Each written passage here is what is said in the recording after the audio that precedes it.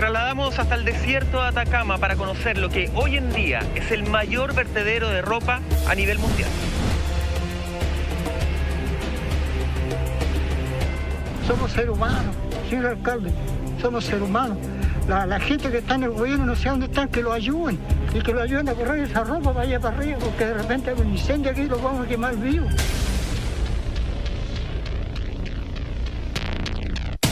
Alrededor de 59.000 toneladas de ropa usada llegan al puerto de Iquique cada año. O sea, yo creo que hay un tema que va más allá de la voluntad política, que ha sido la responsabilidad carente que ha tenido este tipo de institución y sobre todo la autoridad correspondiente en poder cumplir sus propias promesas.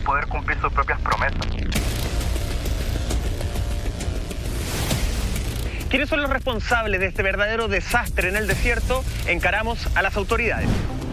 Lamentablemente nosotros no tenemos tales recursos para poder administrar esta cantidad enorme de contaminación, ¿no? Estamos muy abandonados del centralismo, ¿no? En las comunas tenemos muy pocos recursos, cada vez tenemos más, nos dan más facultades, pero no nos dan recursos para poder administrar de mejor manera este tipo de situaciones. Todo esto y mucho más, pronto, en Así Somos.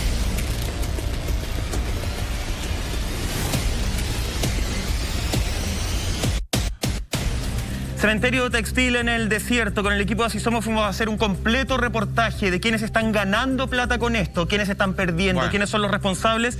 Todo eso lo conocerás acá en Así Somos muy pronto. Notable, amigo. De manera inmediata nos vamos al capítulo de hoy, querido Salfate. Matrísimo. Ernesto Garrat nuevamente con nosotros. ¿Cómo están? Muy bien, Ernesto, con esto Muy que bien, ya es compadre. como los miércoles de cine de Ernesto. Le vamos a poner de alguna forma, vamos cambiando el día, pero es miércoles de cine. Era los jueves, bueno. Podría ser los ñoños días conmigo y con ustedes, por supuesto, que porque siempre estamos nerdeando y ñoñando más que hablando de cine. Vamos a buscar un buen título para los días de Ernesto. El Nerdvana, así como decían los de Big Bang Theory. Oiga, Salfate, hoy día Maestro. vamos con un tema que está en la palestra, de hecho, porque estamos ya en el estreno de una película que se esperó durante muchos años, Matrix 4, y hoy día vamos a hablar de estas películas que abrieron un universo, sobre todo la 1, una forma de hacer cine de manera muy distinta en el año 1999. Claro, a ver, la verdad que son muchos los aciertos, son muchos los cambios de paradigma que plantea esta película, hecho por los entonces hermanos Wachowski, hoy hermanas. Y de partida, por ejemplo, generaron un antes y un después lo que tenía que ver con las coreografías de pelea, con el ingreso de Yuen Woo-ping. Yuen Woo-ping es un famoso director de cine hongkonés, coreógrafo y también actor, que él les enseñó de aquí en adelante cómo se debía luchar, kung fu, artes marciales orientales, lo que sea, en las películas de acción. Los efectos especiales que acompañaron en esa primera entrega, ¿cierto? Con la primera parte de Matrix, también, o sea, generó una expectación importante. Y por otro lado, la temática, que yo creo que es ahí donde Matrix, hoy día todos hablan. Los místicos, tarotistas, científicos, hablan como Matrix, como la referencia que efectivamente confirmaría que el mundo en el cual vivimos no es el real. El real, exactamente, estaría en otro lugar, digamos, construyendo los ladrillos de la existencia, pero que nosotros vivimos una ilusión, como decía ya Platón, en la caverna, ¿cierto? Precisamente de su alegoría. Veamos el tráiler y comenzamos la conversación. Tenemos entrevistas exclusivas, tenemos cuñas de los actores y tenemos mucho que conversar junto a Ernesto. Vamos con esas imágenes. We can't see it, but we're all trapped inside these strange repeating loops. Billions of people just living out their lives, oblivious. But this is the moment for you to show us what is real.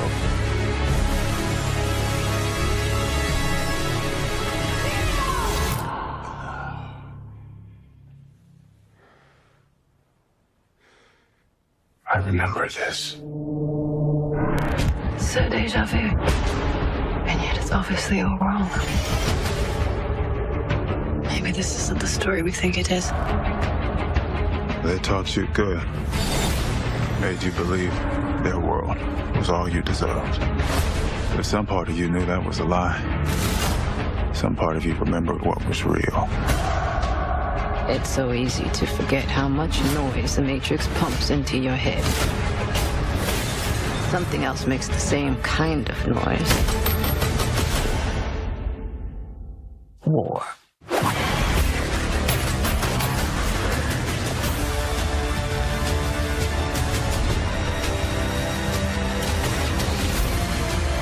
What happens to Nia?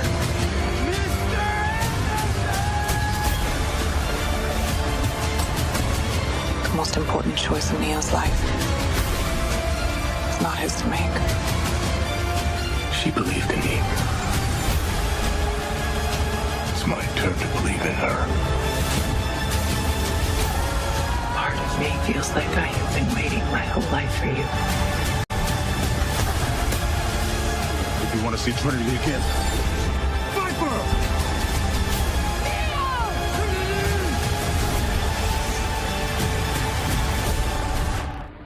I saw this in a dream.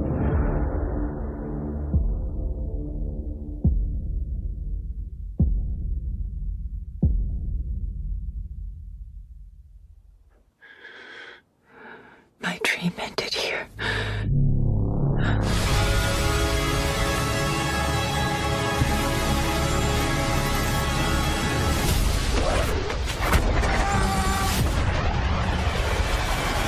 We still know Kung Fu. De una u otra manera, buena. la gran importancia de esta película tiene que ver con lo que, así como el término Matrix, recién conversábamos, que quedó impuesto como una palabra del inconsciente colectivo para hablar quienes realmente nos controlan desde la sombra, o si esta realidad no es más que un sueño alegórico y que la identidad de cada uno de nosotros pareciera ser parte de un personaje construido desde afuera, es lo que hace esta película interesante. Y como hemos hablado con Ernesto anteriormente, la ciencia ficción es capaz de hablar en un lenguaje no de caricatura, pero realidades que son muy difíciles de explicar o que en ciertas épocas no corresponde hablar de manera tan abierta. Y Matrix abrió ese camino sin lugar a dudas. Sí, lo hizo el año 1999, que parecen ya siglos atrás.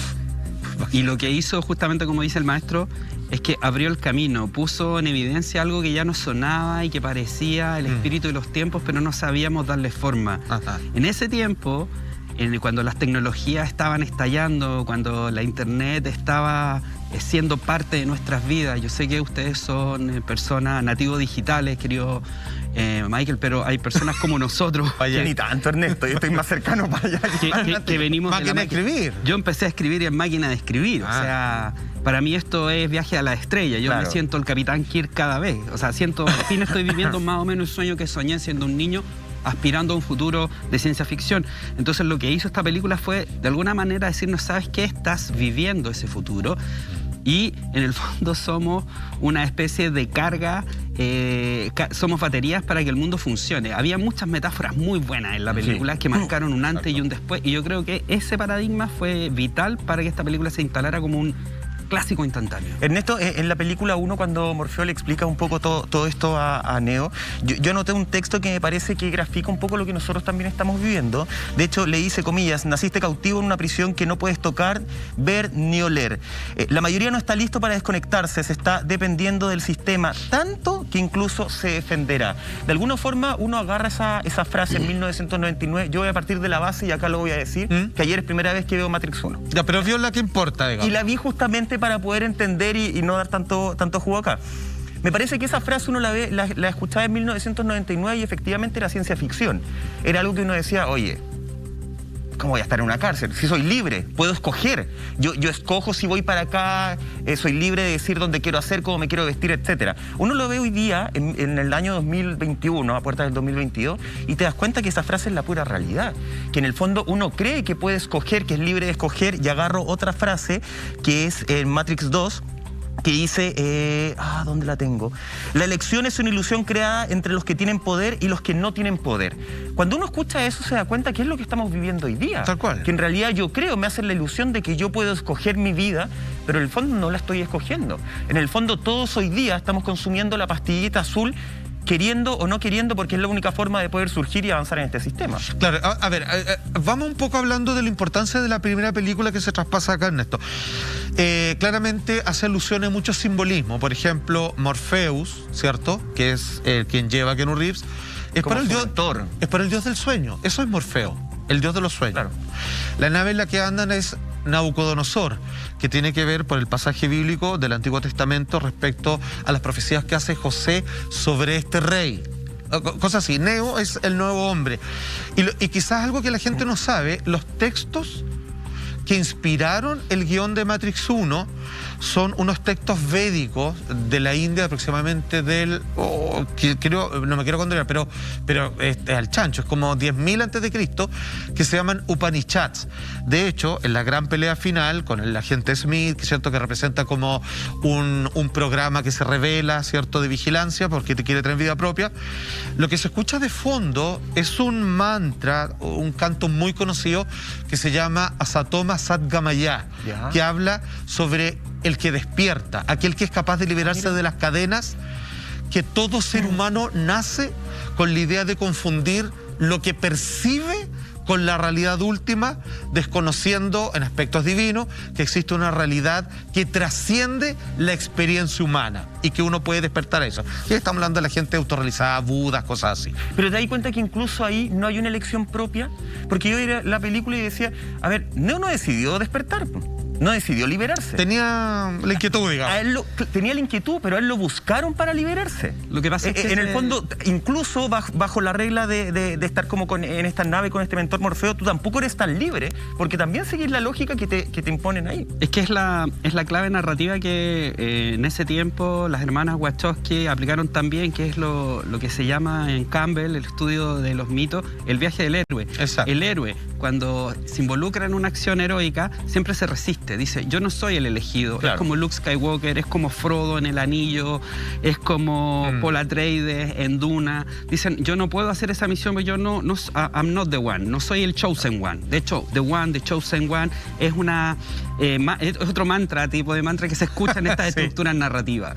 Pero al final sí lo son y forman eso, con la duda siempre. Entonces eso es lo exquisito de Neo, y especialmente en la primera película, y lo que se establece ahí, que él tiene dudas. Él dice, yo no soy el elegido, es la duda permanente de yo no soy capaz, no soy el ungido. La inseguridad además constante. Y que es tan humano, y lo hace tan accesible a todos los que estamos viendo esa primera experiencia, esa película que la vimos cuando yo era un joven treintañero allá por los 90. Qué joya, Dios mío. Función Cinehoids de Huérfano. Exacto, por supuesto. Y donde no le avisaron a nadie, como que fue sin publicidad. Fue un experimento que hicieron. Cuando lanzaron Matrix 1 acá. Estábamos viéndolo nosotros un sábado en la mañana. Exacto. Y salimos y dijimos, espérate, ¿por qué estamos viendo esto y no sabíamos que existía esta película? Estaba Francisco Ortega también. Y claro, ahí se inició una revolución que partió con nosotros, digamos, empezando a escribir ensayos, conversándole entre nosotros, colocándole, plasmándole a los distintos medios en los que trabajábamos, y ya era inevitable el fenómeno que se vino después. Nos voló la cabeza. Con todo esto, claro, te volaba la cabeza, porque es que ¿sabéis qué es lo que pasa? La inquietud que hablábamos que tenía en Neo, yo creo que es una inquietud que todos la tienen, que es más sencilla, que no es que hay máquinas o extraterrestres controlándonos, pero sí que parece... Pues no lo descartemos. No lo descartemos. A esta altura no lo descartemos, pero pareciera que sí toca como en una parte religiosa, en donde parece que hay algo más que lo que conozco, parece que hay algo detrás que está sosteniendo de una manera mágica, prodigiosa, todo lo que yo llamo realidad y vida, pero puede que no sea así. Philip K. Dick, una vez más, tiene mucho que opinar al respecto, digamos. Sí, Phil K. Dick. Phil K. Dick es un escritor que hemos mencionado cada vez que hemos hablado. Algún día deberíamos hacer un especial de Phil K. Dick, porque en el fondo... Con todas las películas que se han hecho. Avísame para empezar a verla al tiro. Entre Stephen King y Philip K. Dick tiene más... Ya hicieron la cultura occidental en la que vivimos. Ellos dos, estos dos norteamericanos. Claro. Y Phil K. Dick, como ya lo hemos dicho, el Julio Verne de nuestros tiempos. Julio Verne en el siglo XIX anticipó el siglo XX, Phil K. Dick en el siglo XX está anticipando el siglo XXI, y toda esta especie de idea de que la realidad es una simulación, de que en el fondo la realidad que aparentemente vivimos tiene fisura que podemos ver y experimentar y estar más allá de eso. Y es muy místico lo que tú dices. Phil K. Dick es súper religioso, es súper místico, y que se vincula muchísimo al universo de Matrix establecido por las hermanas Wachowski, que me parece alucinante. Sí, no, sin duda. Yo ayer veía la película y, por ejemplo, yo trataba de ponerme en los zapatos de la persona que lo vio en 1999. La escena cuando a Neo, por ejemplo, para investigarlo, esto no es spoiler, porque ya todo el mundo la vio menos yo. Cuando le ponen por el ombligo esta especie de bicho, claro, uno dice, oye, no, es que eso es imposible, eso es ciencia ficción. Hoy en día yo decía, a ver, hoy día el 2021 ese bicho no me lo ponen por el ombligo, pero es básicamente esto, este bicho que me está siguiendo todos mis pasos, claro. O veía en las noticias de Mega un reportaje de que justamente se estaba estudiando de que este carnet de sanidad, el código QR, en lugar de mostrarlo a través del celular, poder insertar un chip con conocimiento de las personas, ¿cierto? Para tú poner la mano o el brazo y pasar, listo, tiene las vacunas al día, puede seguir avanzando. Claro, de hecho... Eso hoy día es una realidad mucho más cercana de lo que uno cree, y el 99 uno decía, no, es que eso es imposible, claro. Hoy día no es un bicho por el ombligo, pero sí es algo que nosotros estamos aceptando poco a poco, entonces vivimos en la Matrix. Ya, es que eso es muy interesante, porque mira, ¿en qué podemos llegar a un concilio? Es que sí somos como máquinas biológicas y que somos programables, nos pueden meter un virus. Súper programable. No hablando del COVID, sino ideas. Sí. Un Inception. Nos pueden meter ideas dentro de nosotros y cambiar nuestra forma de parecer o de ver el mundo. La burbuja informativa de las redes sociales que hemos hablado tantas veces. Por ejemplo, entonces... O de los medios. Entonces, es verdad. Además, o de los medios. Exactamente. Desde la censura, desde que están inclinando la balanza, digamos, para ciertas ideologías, lo que ciertos gobiernos, digamos, quieren silenciar ciertas imágenes y darle más valor a otras, etcétera, etcétera. Entonces, nosotros sí somos como máquinas que parecieran que estos virus informáticos, o en este caso comunicacionales, sí ingresan en nuestra existencia y comenzamos a traducir la realidad conforme a lo que sabemos, creemos, y en base a nuestra experiencia, que suele ser muy pobre en relación a todas las posibilidades de gama que uno podría llegar a experimentar. Entonces, sí, digamos, estamos en una cárcel mediática, sin lugar a dudas. Hay una tiranía internautica hoy en día. No, y básicamente cuando hablaban de esa elección, de que la ilusión de la elección, que en el fondo que es una temática muy fuerte, especialmente en las películas de Occidente, eso del libre albedrío versus tener el deber ser. En verdad nosotros vivimos acá en Chile especialmente en un sistema donde a veces no podemos elegir. Es todo como, por ejemplo, la FP. Yo no puedo elegir una FP pública o una privada. Solo puedo elegir entre un determinado tipo de gama de empresas que son... Claro, menos mal que el servicio militar ya lo... Exacto. Porque nosotros no podíamos elegir, teníamos que ir con un dedo cortado. No, pero yo en mi época tampoco. Por ejemplo, a mí me salvó que yo era hijo de una madre soltera, ¿cachai? Que en el fondo... Pero hay personas que no podemos elegir. Sí. Pero lo importante de eso es que estas películas nos ponen enfrente de realidades que estamos viviendo día a día y que son muy, muy patentes. O sea, no es que estemos hablando de nubes, estamos hablando de esto. Exacto. De lo que vivimos y de lo que intuimos que hay más allá, sea religiosa, mística, de alguna manera algo meta-real. Y eso me parece artístico, intuitivo y profundamente espiritual. Hay algo bonito que plantea esta cuarta película que dice, porque todo esto parece que tiene que ver con la mente, ¿no? Que ustedes dos ya vieron la cuarta película, sí. Decirle al público. Que es cómo percibimos la realidad, cómo nos llega la información, pero al final, en la cuarta parte hay una frase que dicen, todo esto, finalmente, y aquí caemos casi en Monster Inc., tiene que ver con lo que tú sientes. Todo lo que yo piensa, en realidad, para que otro lo aproveche o para ti mismo, es lo que sientes. Al final, el resumen de tu vida no es cuántos libros te leíste o cuáles, es qué sentiste.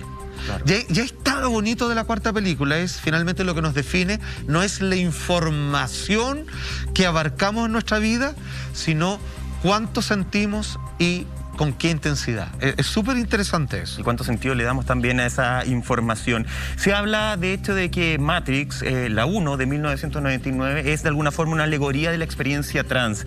Una de sus directoras, justamente, Lili, se refirió junto a esto. ¿Por qué se habla? ¿Qué referencias se hacen al mundo trans? Y además me gustaría saber si Ernesto Salfate tomaría la pastilla roja o la azul. Vamos a ver lo que dicen ellos. Pero Ernesto le preguntó a uno de los protagonistas también, ¿qué pastilla tomaría? ¿La roja o la azul? ¿Quieres saber con quién habló Ernesto? Más detalles de Matrix 4, todo eso y mucho más. Después una pequeña pausa, esto es Así Somos.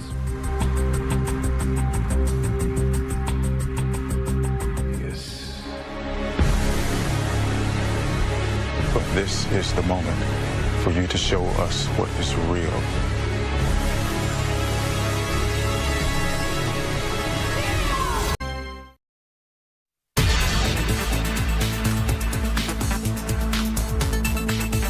Ya estamos de regreso en Así Somos con este miércoles ya madrugada de jueves de cine y realidad de Ernesto Garrata. Algo ahí vamos a ir buscando un buen título. Sí. Hablaba antes del corte de esta pastilla roja y azul, las pastillas que además de alguna forma, y lo leí en ciertas entrevistas de la directora, la pastilla roja fue utilizada hace poco tiempo por la ultraderecha de Estados Unidos como en un aspecto bien negativo que a ella le molestó bastante y que esto dijo, por favor, la pastilla roja y azul tiene otro simbolismo, no lo empiecen a ocupar en el mundo de la política. Desde la película, Juan Andrés Alfate, expliquemos brevemente en qué consiste seguir viviendo en esta Matrix o despertar. Es un poco esa la elección que se hace. Absolutamente. Lo que plantea el argumento de la película es que todos vivimos en un sueño inducido por máquinas inteligentes que nos mantienen en una realidad colectiva que todos participamos, pero que es un sueño. Tu cuerpo en realidad no está participando de lo que tú haces, sino que está dormido y tu energía biológica está siendo extraída por estas máquinas para ocuparte como si tú fueras una pila o una batería. Entonces, las personas que sienten ese llamado de que creen que hay una realidad más trascendental a la que han vivido hasta ahora, hay personas que van a rescatarlas para pasarlas a la realidad, por muy ruda que sea, la única que existe. Y le dan dos pastillas dentro de la Matrix, dentro de este sueño en el que todos participan. Una pastilla azul, que después de que te dicen qué es lo que va a ocurrir, claro, tú sigues viviendo en este sueño y en esta ilusión, en tus rutinas, tu pega, pagando cuentas y todo lo demás. O la pastilla roja, que te va a despertar y vas a salir, como bien citaba recién Ernesto cuando estábamos en comerciales, con esta referencia a Lewis Carroll, ¿cierto? Por Alicia a través del espejo, que es obviamente por esta imagen donde yo me veo y que no es real y atravieso, digamos, a la realidad, como a Wonderland y todo lo demás. Entonces es elegir. La pastilla azul, me quedo donde estoy y vivo en mi mundo de ilusiones porque me gusta mi vida o porque le tengo miedo a la verdad, o la pastilla roja y despierto a la cruda verdad que no todos están dispuestos a asumirla. ¿Pastilla roja o azul, Alfate? Maestro, yo le voy a contestar como un gran filósofo moderno que se llama Zizek, que él dijeron, no quiero la pastilla roja, no quiero la azul, quiero la tercera pastilla, en donde yo sé cuál es mi realidad, pero puedo seguir participando de esta. Es como vivir en un sueño lúcido, vale decir, mira, mi máquina, mi receptor de cómo veo, cómo escucho, que no es lo mismo como ve un perro, como siente una abeja, por ejemplo, porque está hecha para su realidad, quiero seguirla conservando, pero sabiendo cuál es la verdad. Entonces puedo participar en el juego de la vida, es como tener un sueño lúcido en el cual uno se despierta y puede volar, por ejemplo, y puede hacer lo que quiera. Entonces, ninguna de las dos. Me gusta la tercera pastilla que planteaba Zizek, que no es de la película, pero me parece que ahí está completo un ser humano. Porque ahí que tenemos elección real. Que vive en esta, claro, y que vive en esta ilusión, pero sabiendo cuál es la verdad que lo sustenta. Y gran filósofo y crítico de cine. Y crítico de cine, cinéfilo. Sí, sé que yo lo ocupo mucho en mis clases, es maestro. Podríamos hablar también un día de él. Buena Absolutamente. cuña. ¿Y usted qué pastilla, Ernesto? No, yo soy rojo. La pastilla roja porque me gusta despertar a la realidad y tener esa capacidad de distinguir lo que me están tratando de manipular, cómo hacerlo. Me gusta eso. Me encanta la visión de Zizek y del maestro, pero no sé si puedo con eso. Tiene que existir una valentía para optar por la pastilla roja. ¿Qué pastilla habrá optado el protagonista de esta película? Estamos hablando de Kenny Reeves. Vamos a ver lo que dijo él. A ver. Genial. Keanu. Real part of portraying Neo again. Surreal. Life is but a dream. I've never had the chance to play a role, 15, 16, 17 years later. And that's some of what the film's about. So this idea of a past and memory and fiction and reality and truth and if this was real life, which pill would you take and why? Red pill, blue pill. Reality and existence is tough enough. So it would be great to have the red pill so you could at least start from there. But maybe they could have a blue pill for like a vacation.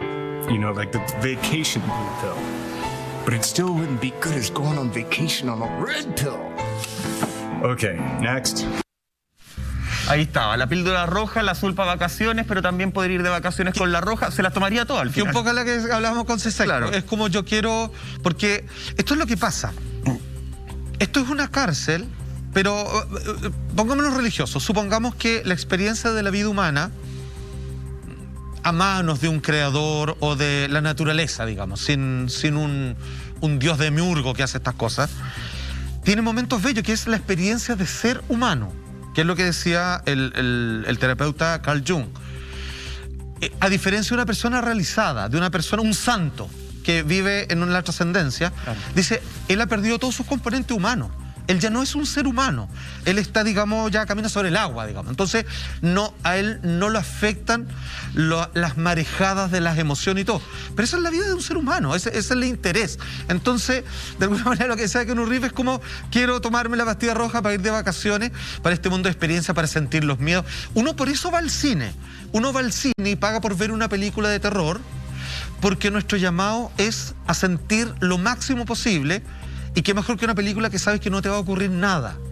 Pero para que te sepas, en la vida real evitamos el dolor y el miedo, pero somos capaces de pagar por esa experiencia, porque en el fondo, mientras nos sentimos seguros, las queremos igual. Por eso es interesante que la pastilla roja no es algo como que es solamente la cárcel, sino que es parte del componente de una vida humana.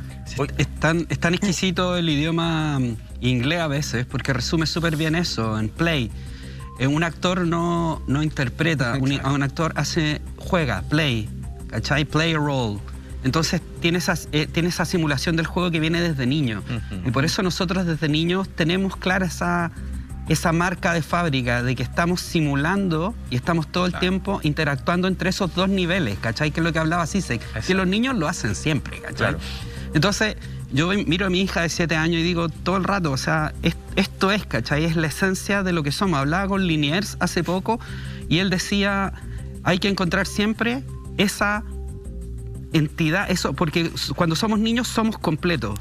Después nos vamos cambiando por lo que nos hace sufrir, por lo que nos trauma y todo. Fragmentando, sí, somos. Exacto. Somos el de la pega, el de la familia. Nos vamos fragmentando, pero siendo niños somos enteros porque estamos justo en los dos niveles, ¿cachai? Es como estamos en esta realidad y estamos simulando. Claro. Y estamos siendo completos, ¿cachai? Desde ese punto de vista. Y capturar esa esencia es lo que yo creo que hablaba Zizek, es lo que reflexiona esa película y reitero, los gringos saben resumir tan bien en ese idioma tan bonito que es el inglés con el verbo play, ¿cachai? Oye, Ernesto, y hay distintos simbolismos que también se le dan a esta película. De hecho, con el paso del tiempo, se transformó en una verdadera alegoría de la experiencia trans. Lo conversábamos antes de entrar al programa justamente. De hecho, en los años 90, los estrógenos que se les entregaban a las mujeres que estaban en transición eran una pastilla roja. Y muchos empezaron a buscar simbolismo ahí, y de hecho en una entrevista a Lily, una de sus creadoras, le preguntaron que qué le parecía que el mundo trans sintiera que Matrix hablaba de ellos de alguna forma. Y ella textual dice, me alegro de que se haya difundido porque esa era la idea original, la intención original. El mundo en ese momento no estaba preparado a nivel corporativo, el mundo corporativo no estaba preparado para ello. Y de hecho empiezan a hablar de que Neo, de alguna forma, uno de los ejemplos más claros es que tenía una especie de doble vida, ¿cierto? De día era corbatita, muy correcto, con un nombre X. De noche, él era él. Podía escoger su nombre, efectivamente. Otra de las razones que hablan del mundo trans es cuando el agente Smith solamente lo llamaba por su nombre tradicional. No le hablaba de Neo, que eso es justamente una lucha que ha dado el mundo trans, en muchas ocasiones donde la gente, para molestarlo, le sigue llamando por su nombre antiguo. Mr. Y así muchas, claro. Y así muchas alegorías al mundo trans, que además las directoras con su historia dicen, hoy día no sabemos en realidad cuánto de trans existía en nuestra cabeza al momento de crear Matrix, pero sin lugar a dudas sí era parte de la idea al principio. Entonces ahí se le da otro simbolismo que tal vez el año 1999 no se identificó claramente, pero que hoy día, con el paso del tiempo, con la apertura además de mentalidad, uno dice, mira, tiene todo el sentido. No, es espectacular esa interpretación a la vista de los años, porque cobra todo el sentido y asienta mucho. Cuando una película... Es feliz cuando sale de la Matrix. Exactamente, cuando como que sale, ¿cachai? Claro. Y es espectacular porque yo siempre sostengo que detrás de una gran película siempre está la biografía de sus directores, sus escritores. Es lo que se llama la política del cine de autor, que no siempre es bien aceptada, pero nos sirve para chuntarle a veces a la idea.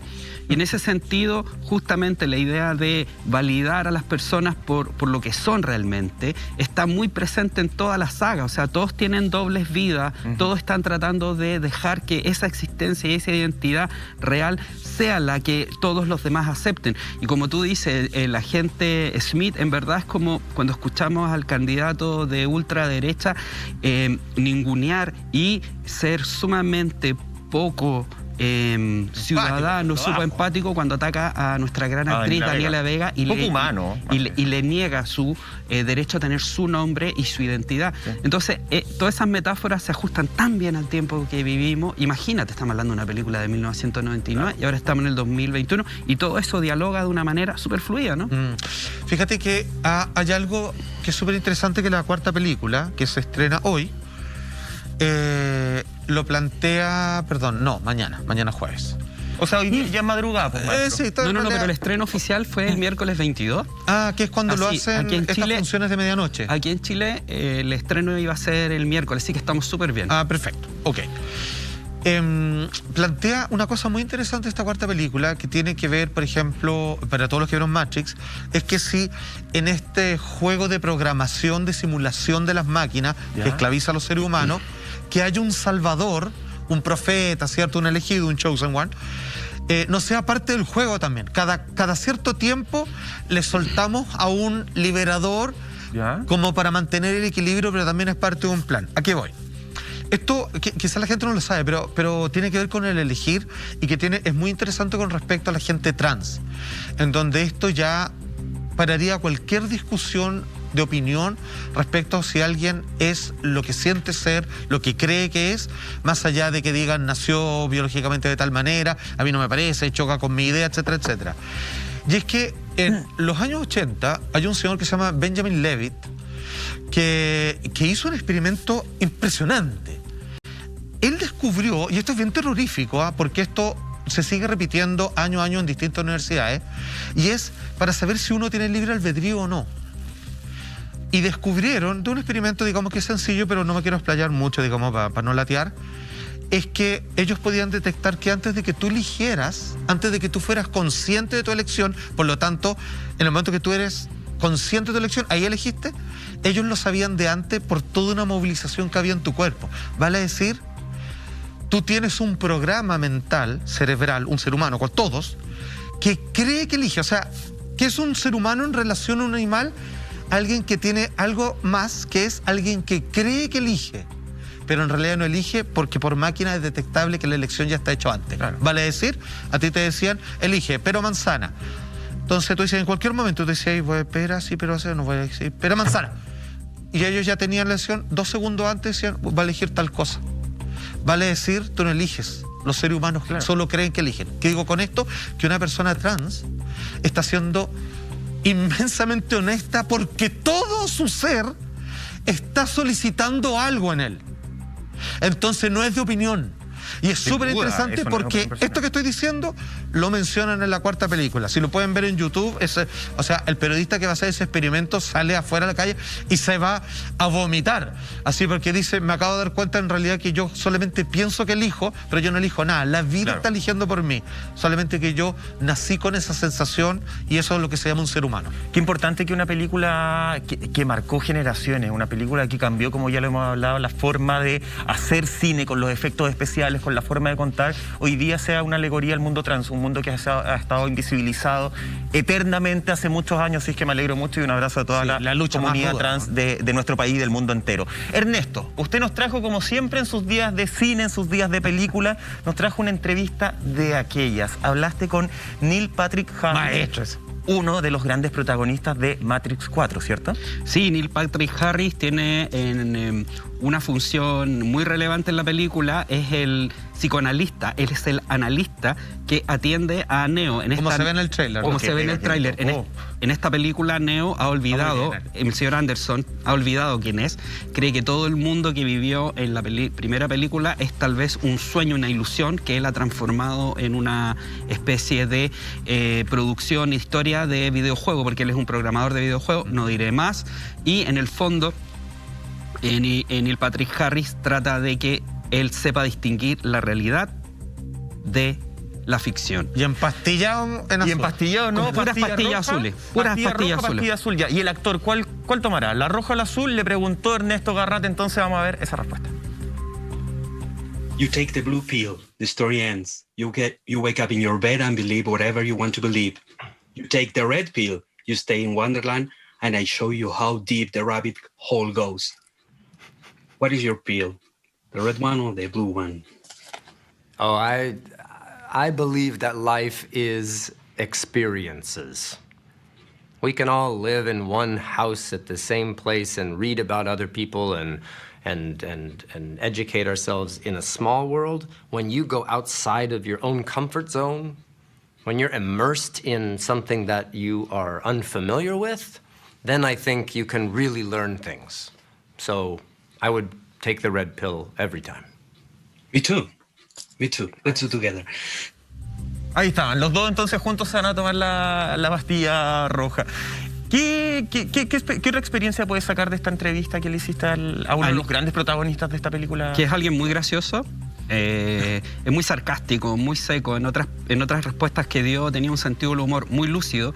Y también, bueno, es alguien que está súper cansado, que ya está hablando con cientos de periodistas de distintas partes del mundo, pero es alguien súper lúcido y que está con todas las ganas y toda la intención de también hablar de lo importante que es justamente tener esta noción de que la metáfora de la pastilla roja en el fondo habla de abrir tu mente a otras realidades. Es lo que decía el dicho, lo que se ha expandido por redes sociales. La ignorancia se mata leyendo, se mata viajando, se mata tratando de tener una visión amplia de la realidad y entender y empatizar, por ejemplo, con alguien trans. O sea, no saco nada con decir, tú no te llamas tal persona porque tu carnet dice que te llamas así. No. Tenemos que escuchar lo que le pasa a las personas, tenemos que entender esa realidad. Y básicamente la respuesta de Neil Patrick Harris apunta hacia eso, y creo que ese es el gran mensaje y alegoría que entrega esta película y que creo que hay que tomar y rescatar y cuidar. Tenemos que trabajar como si que somos, cada uno de nosotros es un universo muy complejo y tratamos con otro universo, con otras galaxias, que son experiencias, formas de ver la vida completamente distintos, y tenemos que lograr conciliar una danza de respeto y convivencia con estas cosas. Además que esto de las pastillas es muy interesante, porque se parece mucho a los trabajos de Claudio Naranjo sobre los psicodélicos, de tomar pastillas como enteógenos que generan expansiones de conciencia para ver esta otra realidad, que desde el experimento de Hoffman fueron prohibidos precisamente porque la gente comenzó a no querer inscribirse en conflictos militares, en ir a la guerra y todo lo demás. Fue el fallo que tuvo en Vietnam el LSD, que la gente le daban como para que fueran más feroces y querían ir a abrazar a los enemigos, decían, compadre, si soy yo mismo. Entonces, digamos, es muy divertido. O sea, es que es muy exquisito el universo Matrix. Ese es el cuento. Habla de tantas cosas que en su momento recuperó antiguas filosofías orientales y que hoy en día es una realidad total. O sea, si vivimos en una Matrix, si no es así, por lo menos lo más parecido hoy en día. Claro. Estamos esclavizados, digamos. Y aparte que los temas que hemos hablado anteriormente, Ernesto, ¿te acuerdas? O sea, los grandes poderes quieren llevarnos a una vida virtual, donde esté todo el control, las monedas, donde ellos te puedan ver a través de una pantalla tus pulsaciones, lo que estás sintiendo, lo que estás transando y todo lo demás.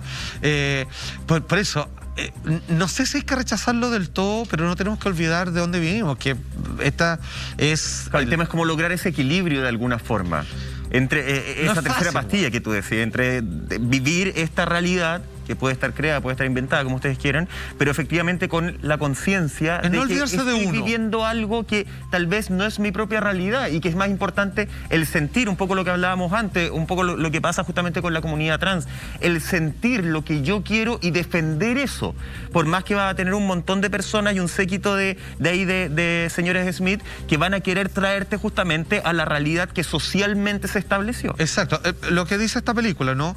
Neo se olvidó quién era, pero tiene así como unos flashbacks.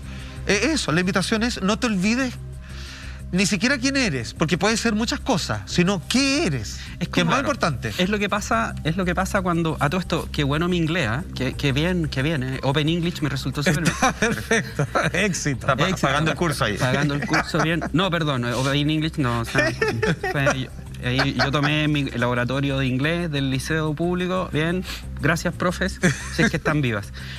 Lo importante que yo quiero rescatar es que en el fondo somos entidades que necesitamos del otro y necesitamos convivir y necesitamos más que nada entender que no podemos agredirnos.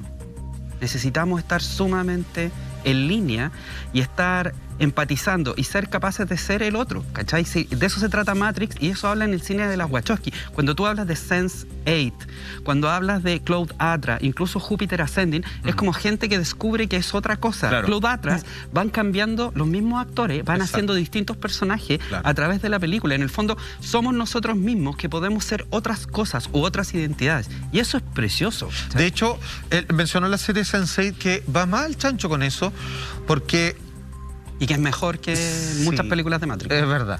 Y que explora esto que es relativamente nuevo, que es lo que le llaman resonancia límbica, que es lo que tiene, por ejemplo, una mamá con su hijo, que ella está cocinando, él está en el jardín y ella sabe que le pasó algo. Vale decir, estamos todos conectados y en esta serie uno puede sentir lo que siente el otro y reemplazar incluso parte de sus acciones.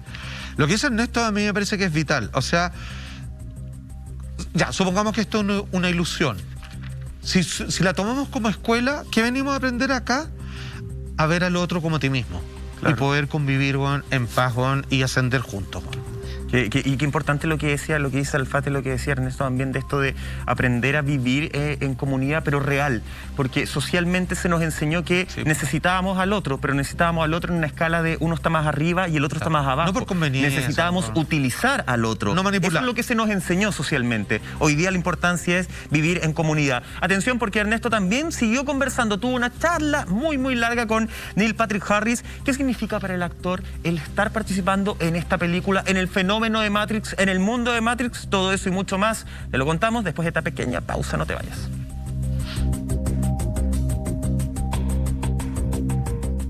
I want to ask you also about the work with Lana Wachowski. I mean, she's a very talented filmmaker and storyteller, and very, always innovating.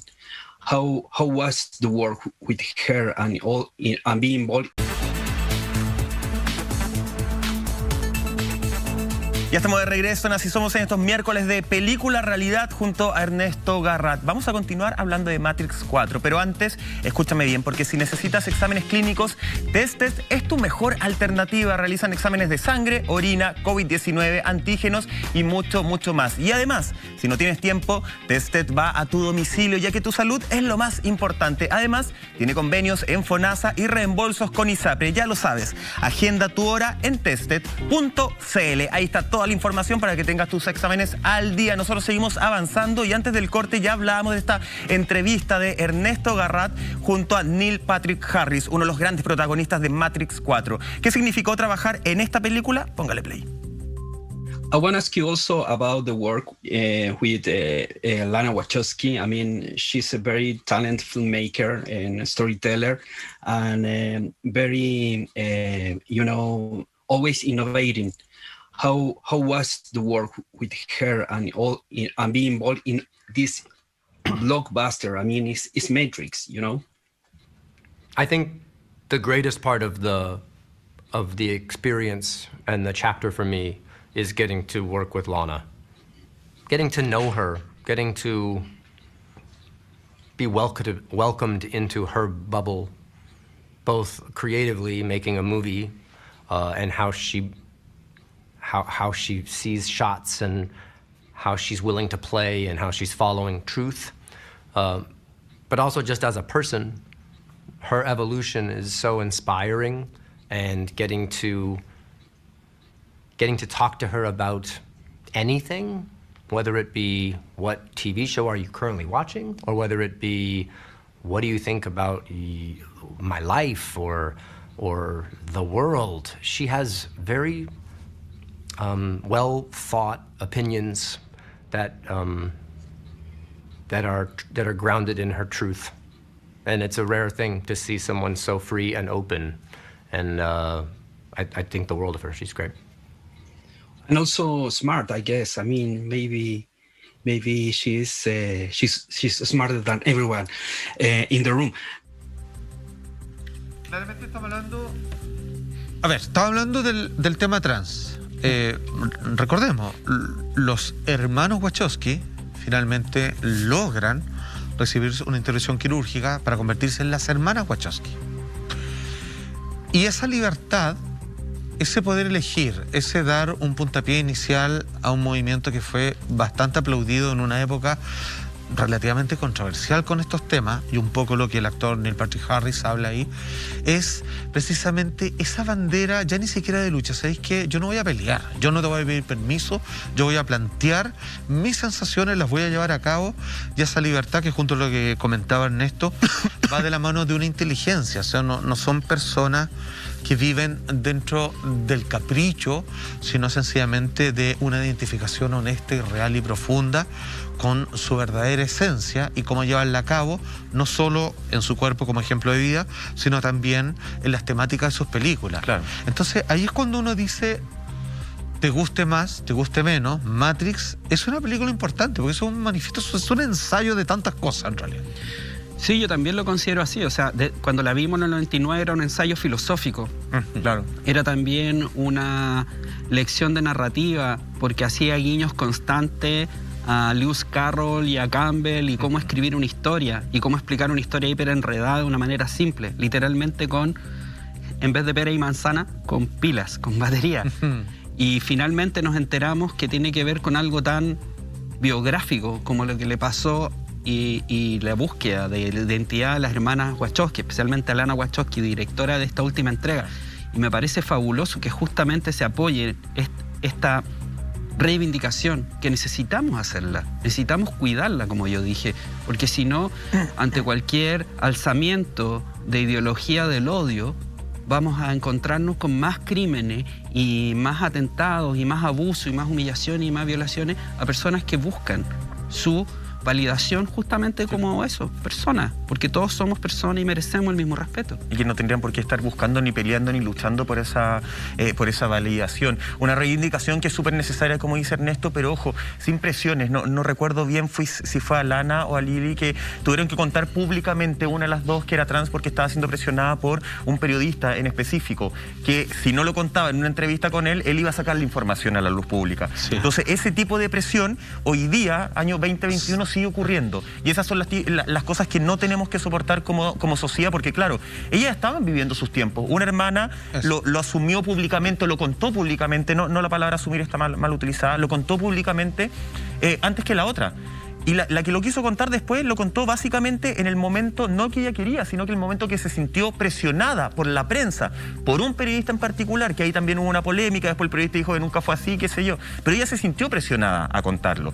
Y creo que ese tipo de cosas no las tenemos que aguantar, porque ya de a poco estaban contando realidades, sensaciones a través de la película. Los tiempos de cada uno son de cada uno. Ahora, claro, después de eso ella por lo menos se siente hoy día más tranquila de poder expresar su arte, pero a través de una presión.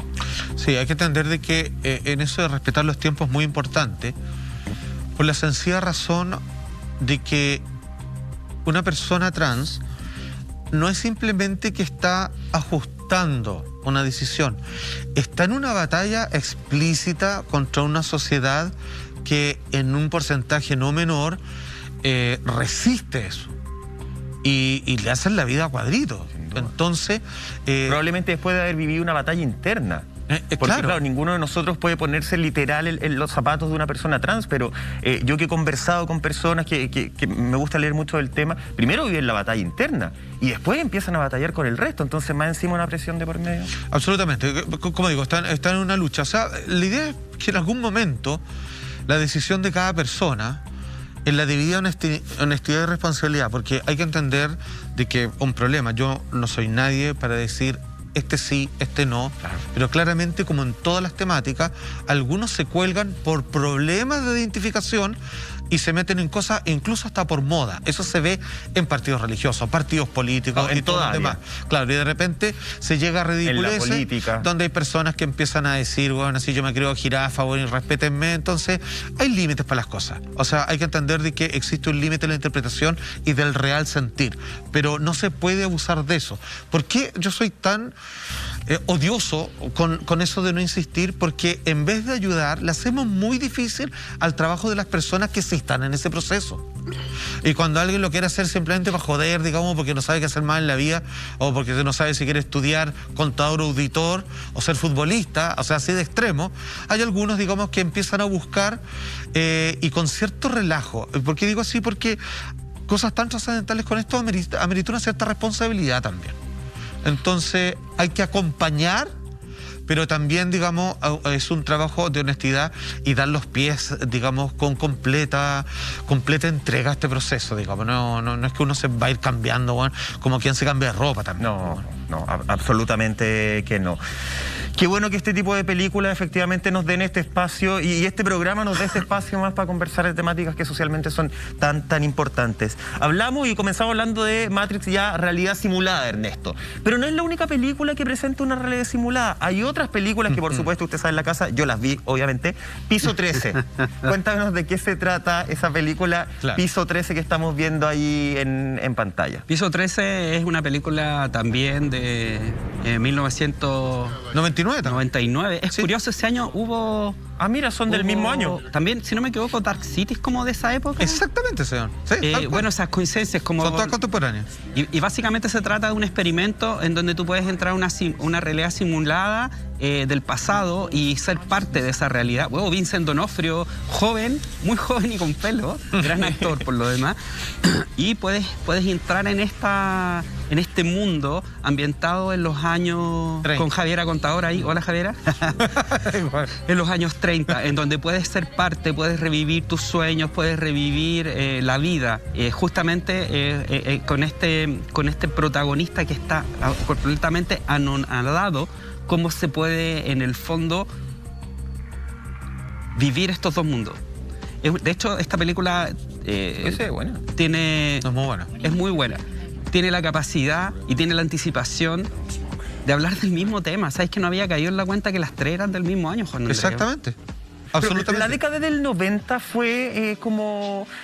De mucho de este tema de realidad simulada, sí, pensando en que íbamos a cambiar de década, llegaba al 2000, todo lo que se hablaba que podía pasar el 1 de enero del 2000. O sea, habían películas como que la otra vez citábamos como Strange Days, ¿cierto? De Catherine Bigelow, de personas que traficaban con la experiencia de los otros. Vale decir, es como una GoPro con mi vida, ¿sí? Y que yo te hago sentir lo que yo viví en ese momento. El cambio de milenio, yo creo que los cineastas, los artistas más conscientes y atentos, con el radar más limpiecito, notaban que se venía un mundo donde la virtualidad iba a tener mucho peso. ¿Y qué es lo que hace la ciencia ficción? Que es lo que hemos hablado con esto tantas veces, que es capaz de proyectar hacia el presente una historia con visos futuristas, pero que pone las bases de una problemática que ya se está incubando.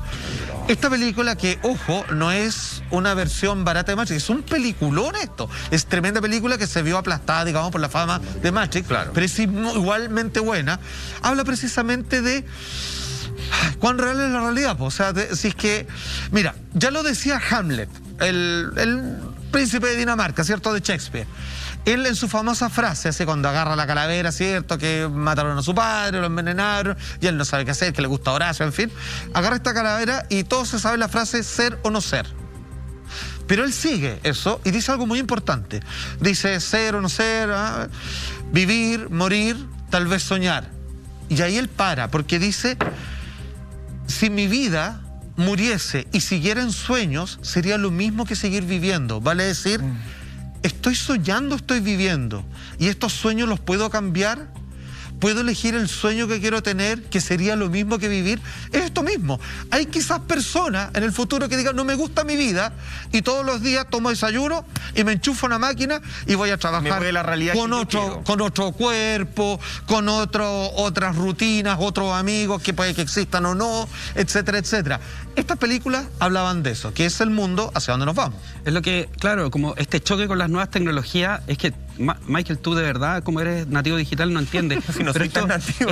Es que eres muy joven. Te lo agradezco. Es que esto de verdad es muy chocante. Yo me acuerdo cuando vimos películas como El hombre del jardín, que era una alucinación, era como decía, de verdad uno puede vivir esta doble o triple vida. O sea, era hacer lo que tú dices con Zizek, era ser consciente y tener este sueño lúcido, controlar la vida que soñamos. Y controlarla como con la misma consistencia que aparentemente controlamos esta realidad. Es decir, ser este jugador que puedes controlar no solo este juego, sino el otro juego, ¿cachai? Pero ahí dejamos de sentir, po. No, seguimos sintiendo. Pero es que, ¿qué sacó con sentir? Yo me estoy yendo y estoy pensando en el mundo de Facebook. ¿Qué sacó con sentir si estoy encerrado en 4 paredes, estoy en mi casa y estoy enchufado a una máquina con una especie de avatar? Esa es la gran pregunta que todos se hacen. Que quizás estamos acá viviendo el juego del olvido. Y lo que hace Neo en esta protagonista es recordar quién era. Y nosotros estamos atrapados en la cárcel porque nos olvidamos quién era. ¿Y por qué nos olvidamos? Porque para que el juego de la vida sea posible, tenemos que olvidar nuestra existencia para vivir la trama del suspenso y la intriga. Me explico más fácil todavía. Si fuésemos, como algunos dicen, todo es Dios que se divide en nosotros. Si Dios supiera que es Él que está jugando, no tiene nada que temer, no tiene nada que preocuparse. Claro. Es como jugar póker con las cartas abiertas. Yo, para poder simular que estoy jugando en el suspenso, tengo que olvidarme quién soy para no saber qué va a pasar conmigo. Eso es lo interesante de la vida. Por eso uno no deja de sentir. Es todo relato, la historia es todo relato. En el fondo necesitáis empezar de nuevo. Sabemos cómo va la historia. Cuando te dicen esta historia es de suspenso y terror, sabéis cómo va a ir. Pero en el fondo lo divertido de la vida o los relatos que imponen estas películas son esta reflexión del metarrelato. Exacto. Necesitas en el fondo, como eterno resplandor de una mente sin recuerdo, borrar todo y empezar de nuevo. Necesitáis el game over, resetear y todo. Pero películas como La llegada de Denis Villeneuve nos plantean justamente esta alternativa Zizek, que en el fondo cómo convivir con lo que ya somos, con las herramientas o la visión de algo que es nuevo, que es como saber que a cada instante que tu hija va a morirse desde el momento en que nace. Sí. ¿Cómo convives con eso? Como Devs, como la serie. Como Devs, la serie, que es una serie alucinante que habla de todo esto. Dios mío, nos fuimos en la volada, Juan Andrés. Bueno. Oye, un hombre despierta un día en un extraño hotel sin memoria. ¿Y qué pasa? Lo empiezan a perseguir por ser el autor de supuestos crímenes. Estoy hablando de Dark City. ¿Cuál es la similitud entre esta película y Matrix? Todo eso y mucho más lo responde Salfate, lo responde Ernesto Garrat después de esta pausa, la más breve de toda la noche. Ya volvemos.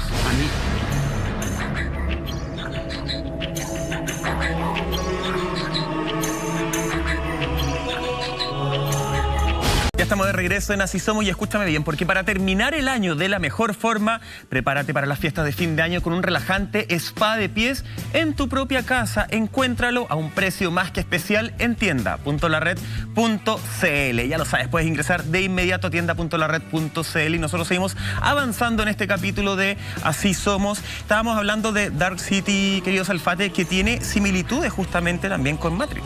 A ver, es difícil hablar de esta película, tremenda película por lo demás, una vez más, sin caer en spoiler, pero a ver, de la mejor manera que podría explicarlo es de alguien que descubre que su vida es una farsa porque el rol que le toca cumplir, la historia que él cree de sí, nací de tales padres, estudié tal cosa y ahora trabajo en tal cuestión, en realidad es algo que va cambiando noche a noche por unos seres superiores que lo que quieren hacer con las personas es colocarlos en distintos escenarios para ver cómo reaccionan. Esos son los ocultos, los llamados. Exacto. Ocultos. Entonces, pedazo de película del director francés, creo que es, ¿cierto? Alexandre Aja, que es de qué tal si la vida que tú tanto te gusta o que de la cual te quejas cambia noche a noche, pero tus recuerdos son falsos y parece que tu experiencia de existir tiene que ver con lo que otros te quieren implantar. Entonces, los parecidos que está precisamente en este comparativo, y insisto, estamos hablando de los mismos años prácticamente, películas que hablaban de lo mismo, y yo, la verdad que ni siquiera me atrevería a decir cuál es mejor que otra. Las tres son tremendas e impecables, ¿no? No, las dos películas son muy reveladoras de que había una sensación ambiente muy similar. Necesitábamos en esos años reflexionar sobre qué es la realidad, qué tan simulada es la realidad que vivimos, y son sorprendentes las tomas entre una y otra. Mientras vemos que el protagonista de Dark City se da cuenta de cómo la realidad está simulada, Neo tiene casi un copy-paste, pero no lo hicieron así. Las dos películas se estaban realizando en simultáneo. Eso te iba a preguntar, porque se estrenaron por lo menos con un año de diferencia. Pero meses, en realidad. 1998, 1999. Son meses, o sea, se hicieron en simultáneo. No se puede acusar una copia de una a otra. Ahora, aquí uno puede pensar que la Matrix existe y que sin que se conozcan, 3 directores deciden hacer con distintos estilos la misma temática en el mismo año, cosa que después no, esto se canceló aquí mismo. O sea, hicieron 3 películas brillantes sobre el mismo tema y con eso nos quedamos. Es como si la Matrix hubiese ordenado eso mismo. Nos quiso mandar ese mensaje por distintas vías. Rajaron, digamos, la simulación en la que vivimos y nos dieron una pista para aquellos que quisieran investigar un poco más de cómo salir de la Matrix. Oye, pero las escenas que estamos revisando ahí en el paralelo, de verdad, impactante. Sí. Porque son casi el mismo cuadro, la misma toma. Oye, no exageramos al decir que las 3 películas son igual de buenas y potentes. Y algunas personas, según su temperamento, probablemente le guste más alguna a otra que Matrix. Pero las 3, digamos, son igual de potentes. ¿Y qué marca la diferencia para que Matrix sea la que marca efectivamente generaciones? Hollywood, los efectos especiales. ¿Con la forma de los efectos especiales? Warner. Ya. Warner, Hollywood, Joe Silver. O sea, las secuencias son mucho más de acción y espectaculares. Estrellas de cine, estrellas. Stardom, como dirían. Eso, básicamente. Claro, si Dark City hubiera sido producida por Joe Silver, seguramente estaríamos ahora hablando de Dark City y no de Matrix, ¿cachai? Es eso. Exacto, tendría más secuelas, sería una franquicia mucho más grande y todo lo demás. Pero solo eso. ¿Y el protagonista, Kenny Reeves? Bueno, él marcó, digamos, su impronta, que tiene esta cosa tan... Hoy día convertido en un icono pop. Exquisita. No, absolutamente. Él es uno de los lindos seres humanos que existen en este planeta y todo lo demás. Que recordamos que había venido a Chile, ¿cierto? Sí, filmó en Chile. Cuando hizo Knock Knock, Knock Knock, de Elijah Roth. No voy a decir con quiénes. Con Lorenza Iso, Ignacia Lamán y por supuesto Ana de Armas. Yo admiro a Ana de Armas no solo porque es una bella persona, sino también porque es talentosísima. Ahora está para arriba y tuve la ocasión de entrevistarla también. Y a Keanu también por Knock Knock. Y a Keanu lo he entrevistado ya varias veces, a Dios gracias. Gran entrevistado. Ernesto, nos quedó pendiente hablar de Animatrix. La vamos a estar pendiente porque pendiente. Lamentablemente la vamos a notar en la agenda porque ya se acabó el programa. Muchas gracias, Ernesto. Sí, la podemos juntar con otra película que habla de esto mismo anime que ya viene. Pero la vamos a juntar. Gracias, Ernesto. Nos vemos en otra ocasión, en algún otro día de la semana. Seguro. Ojalá, con otra jornada de películas. Gracias por recibirme. Maestrísimo. Nos reencontramos mañana. Un gustazo como siempre. Pasada la medianoche con todos ustedes en sus casas. Chao, chao.